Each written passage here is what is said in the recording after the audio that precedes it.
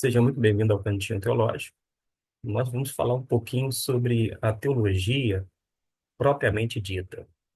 Quando se fala em teologia, algumas pessoas entendem como um estudo sobre Deus e, de fato, quando a gente analisa, né, os dois termos, são vocábulos, teologia, da onde vem teós e logia, estudo de Deus ou sobre Deus.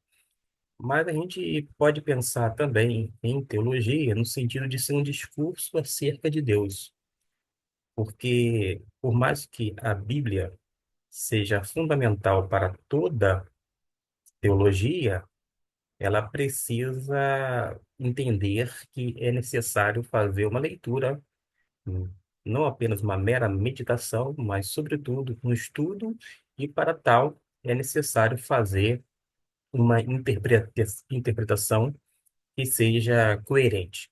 De modo que a teologia bíblica, ela é totalmente baseada nas escrituras sagradas. Então, quando a gente fala em teologia, a gente está falando de algo que está relacionado à palavra de Deus.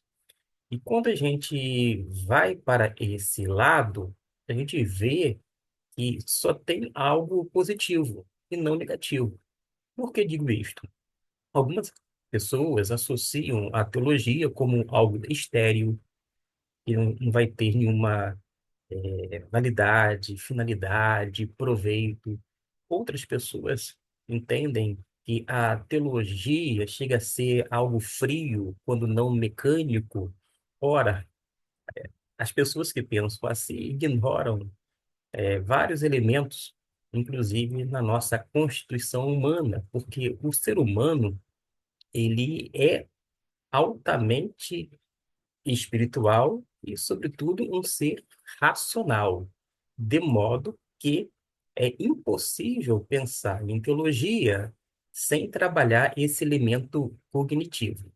Muitas vezes se fala por aí que é importante a gente crer com o coração, mas quando a Bíblia menciona coração, comumente, ela se refere justamente a esse elemento cognitivo, ou seja, numa referência à nossa mente, que vai incluir o pensamento, o ato cognitivo, essa capacidade do espírito humano de julgar, analisar, sempre atrelado ao intelecto.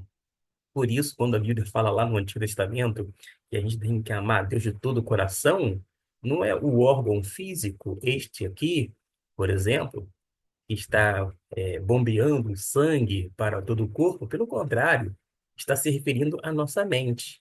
E não é à toa que o apóstolo Paulo, mesmo sendo judeu, ele fala sobre algo que é essencial para todo crente em Jesus, numa referência à renovação da mente. O homem, ele vai entregar o seu corpo como um sacrifício vivo, santo e agradável ao Senhor. A partir do momento que ele faz essa entrega, todavia, é necessário que a renovação da mente para que haja uma verdadeira transformação. Não é à toa que o saudoso John Stott, teólogo anglicano, disse que é impossível crer sem pensar. E não é à toa que ele escreveu um livreto muito significativo e que tem um valor enorme dentro do campo da teologia sobre esse viés. Crer também é pensar. A gente não crê simplesmente com base nas nossas emoções, ao contrário, a gente crê porque, primeiro, a gente decidiu crer. Está envolvida a capacidade do espírito humano neste sentido. Mas além de você decidir crer, passa, digamos assim, por esse processo mental. E Deus nos fez com essa capacidade de fazer escolhas, tomar decisões, de crer ou até mesmo de não crer. Até porque Deus não deseja que ninguém venha segui-lo, senão o amar de todo o coração. E quando se fala aqui em coração, não está se referindo a este órgão físico, senão a mente, ou seja, onde está o pensamento, o intelecto, todos esses esses elementos relacionados com esse processo, quer cognitivo, intelectual, etc. e tal. De modo que o nosso culto, sem dúvida nenhuma, tem que ser racional, um culto lógico, um culto realmente espiritual. Dito isto, eu vou voltar aqui à questão da teologia. A gente não pode pensar na teologia como algo estéril, eu disse aqui, como algo sem proveito, tão pouco frio, mecânico, mas a gente precisa fazer teologia com prazer, com paixão. Se você não tiver paixão pela Bíblia Sagrada, automaticamente você não vai ter essa paixão, quer no seminário chamado livre, quando não numa faculdade já credenciada pelo MEC que trabalha essa área teológica. Ora, se você não tiver paixão pela palavra de Deus, e antes disto, pelo Senhor da palavra, você não será um leitor, digamos assim, apaixonado pelas Escrituras. Será tão somente um leitor medíocre, isto é, mediano. E quando a gente vai para a escola, quando não para o seminário, faculdade teológica, a gente observa que todos, num certo sentido, são matriculados, mas poucos são estudiosos. E a gente precisa, meus irmãos, fazer a diferença. Independente se você fizer um curso credenciado pelo MEC em teologia ou, quando não, um curso livre em teologia, você precisa entender que é necessário ter essa paixão.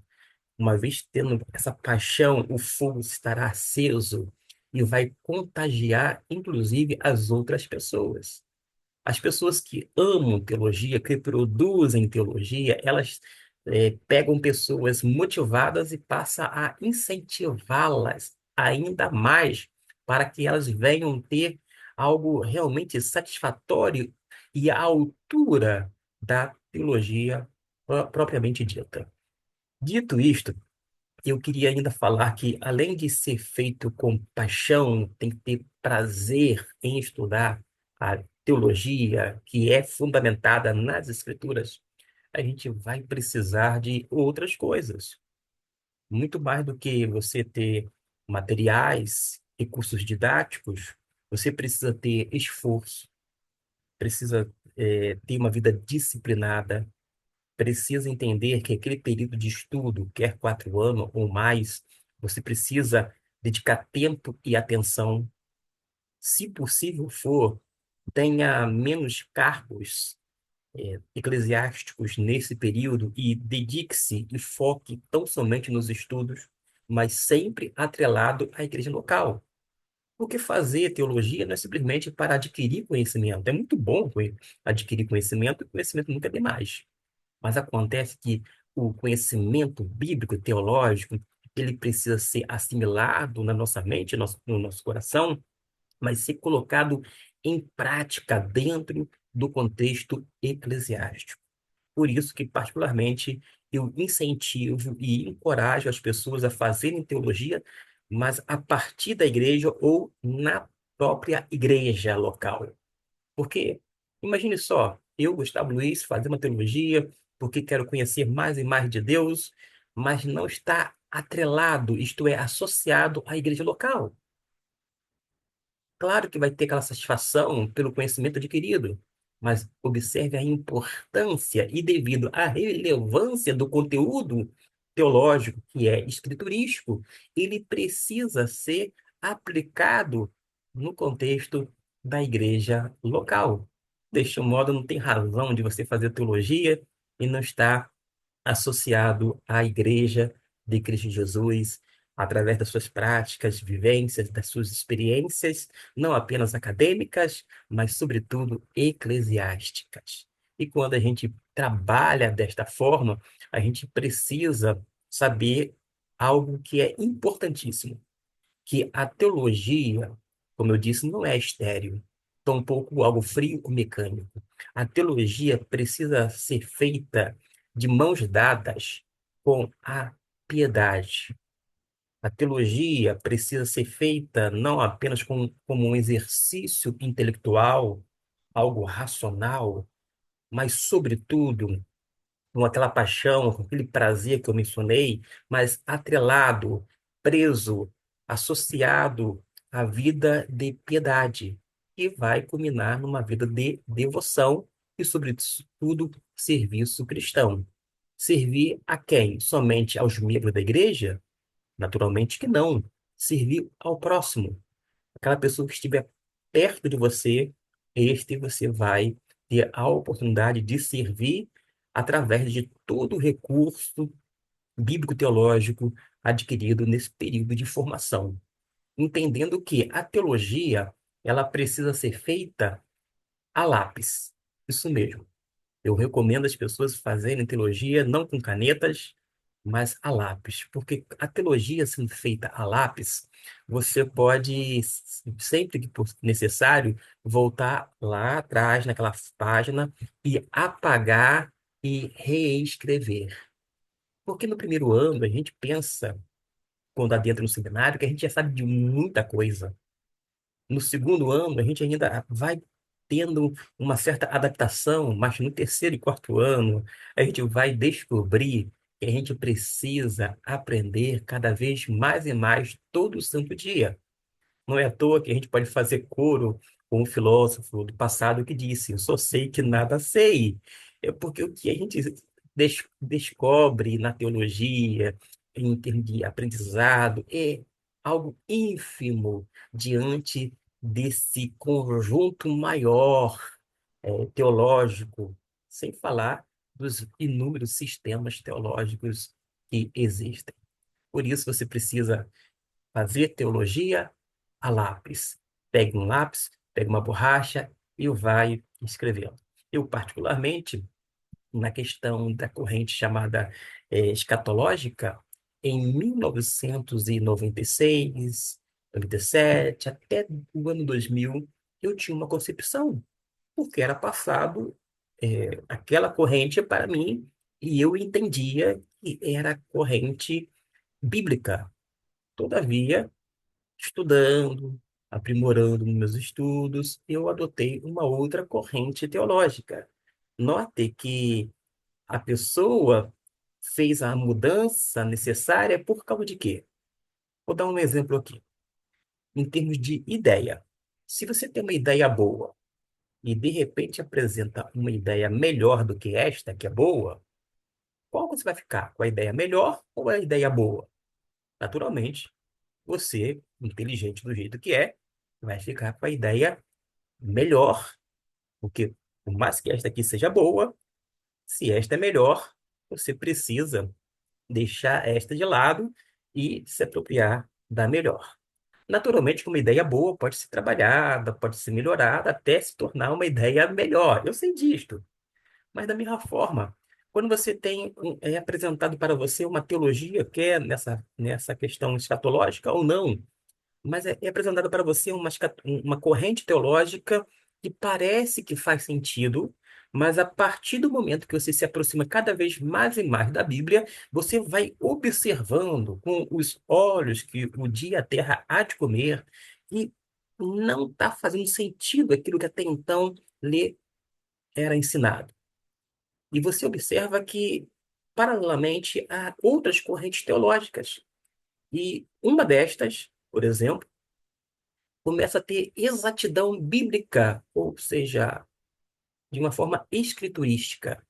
Se você entende depois, sendo convencido pelas Escrituras e pelo próprio Espírito Santo de Deus, de que aquela corrente que até então era desconhecida para você, corrente teológica, mais se aproxima da Bíblia, por que ficar com aquela anterior?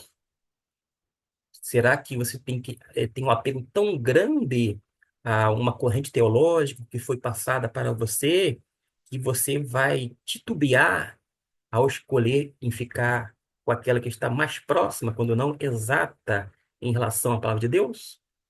Você, naturalmente, que é habitado pelo Espírito Santo de Deus, vai ter o mesmo Espírito conduzindo e guiando a toda a verdade, inclusive nessa questão escriturística dentro de uma corrente teológica.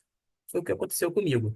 Em 1996 até 2000 e pouquinho, Eu tinha uma concepção na questão escatológica, todavia eu mudei de ideia. Não estou falando que quem tem as outras correntes adotadas são piores ou melhores do que eu, pelo contrário. Mas eu quero mencionar aqui que quando nós estudamos a Bíblia, nós precisamos ser convencidos pelas Escrituras.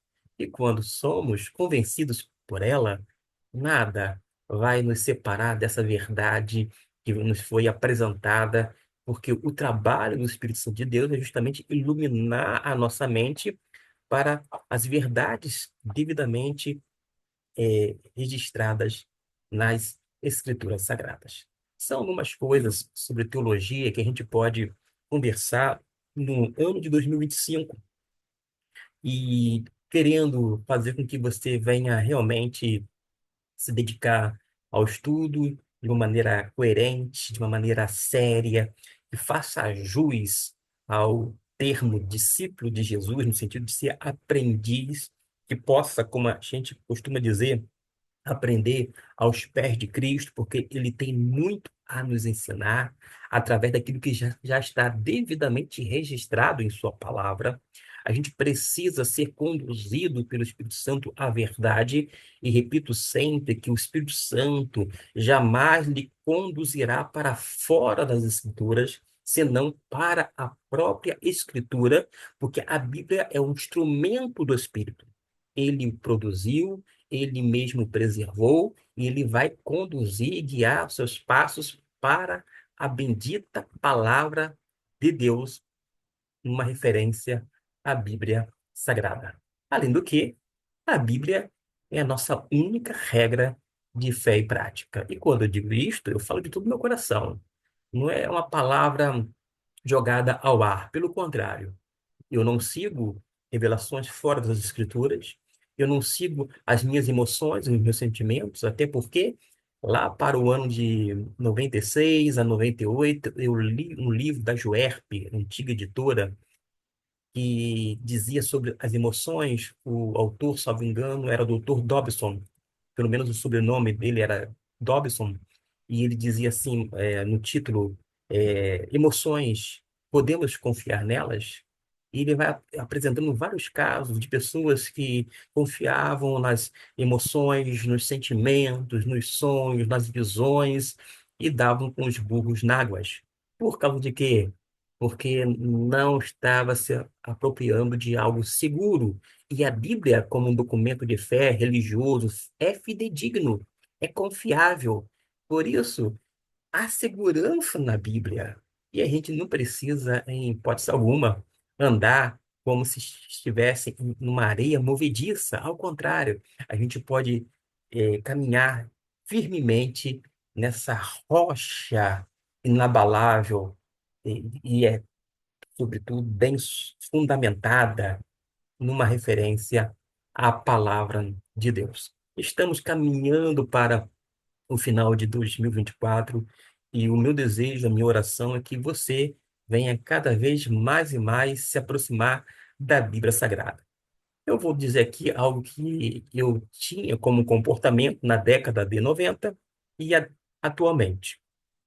Até porque, embora a pessoa em tese seja a mesma, é o próprio Gustavo Luiz, mas a gente vai mudando e a gente vai, quem sabe, fazendo os ajustes necessários. Na década de 90, eu gostava muito, mas muito mesmo, e acompanhava pelo menos os debates nas rádios evangélicas. Tinha duas emissoras grandes aqui no Rio de Janeiro que tinha o debate, então agora eu ia intercalando, de dia escutava uma ou outra e assim por diante, quando não pelos temas propostos, né, pela temática, aquilo que chamava mais atenção, tal, tal, tal. E eu gostava de ficar ali ouvindo os debatedores. E naquela época, quando o circo pegava fogo, ficava assim: "Ê, o negócio aqui tá brabo, o pessoal tá esbravejando, esse aqui tá gritando." Eu gostava porque era típico da minha juventude. E é que é comum a muitas pessoas, independente da idade, né, de ver o circo pegar fogo. E eu era da mesma forma aquela pessoa que era assim, se tivesse alguma coisa ocorrendo ali na rua, e era curioso, ia lá para ver o que que era. Hoje em dia não. Hoje acontece alguma coisa, eu não sou curioso, eu não vou ficar dando bobeira. Se eu passo ou presencio um acidente, por exemplo, eu não vou ficar lá vendo, tirando foto, nada disto, gravando. Eu vou acionar os canais de emergências, tipo o Corpo Bombeiro, o SAMU, etc e tal, ou a Polícia Militar, se for o caso, mas não vou mais agir como era antigamente, principalmente na década de 90, que estava lá com 18, 19 anos, ou seja, bem novinho. E com relação ao debate, eu gostava de ver aqueles circo pegar fogo, e aí ficava assim, admirando aqueles debatedores, mas eu fui compreendendo com o passar do tempo que por mais que eu estava exposto a diversos temas, por pessoas que até alguns deles eram bons expoentes de doutrinas, independente de estar mais exaltados ou não, estavam ali com uma boa vontade, mas eu, Gustavo Luiz, fui percebendo que aquilo ali não era para mim. Fui perdendo o brilho, eu não tive mais afeição pelos debates e sequer acompanho os debates nos dias de hoje. Os debates se tornaram estéreis para mim, infrutíferos, não produz absolutamente nada. Eu gosto, sim, de produzir Bíblia e teologia a partir das Escrituras, naturalmente ouvindo pessoas, lendo livro, aprendendo com homens e mulheres capacitadas, pessoas piedosas como o John Stott, por exemplo, entre tantos outros homens e mulheres que nós temos pelo Brasil e mundo afora, mas hoje não tem mais nenhum tipo de afeição pelos debates e o meu intuito, o meu interesse é tão somente a Bíblia. Isso explica porque eu, no cantinho teológico, eu não faço, vou dizer assim, é, algo para tornar sensacionalista, quando não polêmico. Eu falo do que eu acredito, do que eu penso, tem hora que eu vou me posicionar de uma maneira, em outros momentos eu vou apenas citar, mas não vou adentrar ali na questão, porque não é o âmago da questão, o meu objetivo é produzir uma reflexão teológica para aqueles que gostam, para aqueles que acompanhem. Ah, mas eu gosto de assistir debates. Assiste lá seu debate, mas aqui é um espaço mais de reflexão, de você expor a Bíblia. O objetivo não é, por exemplo, falar sobre o calvinismo e arminianismo, por causa de quê? Desde a Reforma Protestante, por exemplo, são mais de 500 anos de discussão. E eles estão discutindo até hoje sobre para ver quem é que está certo. E como batista, da Convenção Batista Brasileira, cuja declaração, eu já disse aqui, pelo menos em dois vídeos ou mais, que é uma declaração intermediária, eu não vou ficar discutindo calvinismo, arminianismo, eu vou me posicionar, logicamente, biblicamente, mas sem atacar este grupo e aquele outro. Até por causa de quê? Quando você fica no extremo, quando você fica no extremo, você apanha só desse aqui. Agora, quando você busca, e esse é o objetivo meu, naturalmente, é ficar no meio, buscando um ponto de equilíbrio, você acaba apanhando dos dois extremos. E nem sempre é fácil ficar de uma forma moderada ou equilibrada, embora seja mais sensato e desejável, sem dúvida alguma. Mas eu não estou aqui nesse cantinho teológico para produzir nenhum tipo de polêmica rasteira, causar, impactar, tampouco tentar lacrar, não tenho a pretensão de fazer nada no sentido de sensacionalista. O que eu falo, naturalmente, eu assumo a responsabilidade por tais palavras, mas o objetivo, né, é travar uma batalha com discussões intermináveis, etc. e tal. Até por causa de quê? Eu já aprendi com a própria vida, experiência, de que quando você ganha, por exemplo, uma discussão teológica, você acaba perdendo um amigo ou irmão em Cristo.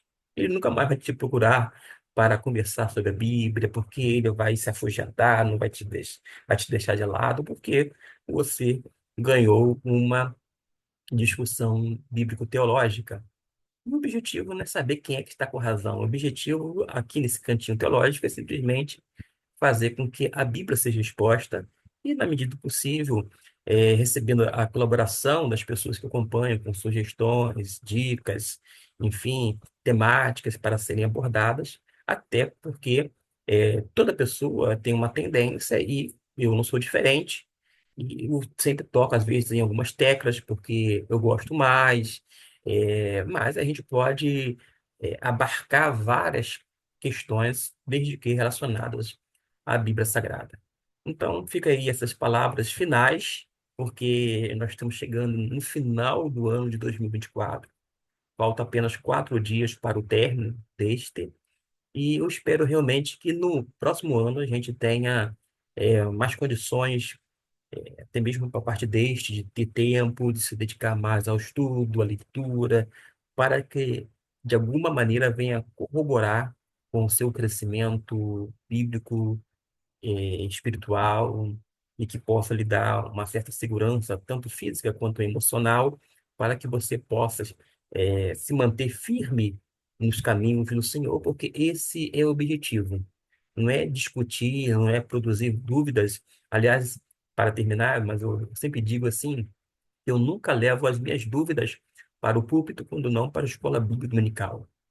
Eu sou aquela pessoa que eu tenho dúvidas, mas eu creio. Quando eu falo tenho dúvidas, não é no sentido de incredulidade, não, tá, meus irmãos? É porque existem dúvidas honestas e estas precisam ser trabalhadas a partir da própria palavra de Deus. Porque eu não sei tudo. A gente sempre aprende uma coisa cada vez mais e mais, e todo santo dia, como eu costumo dizer aqui.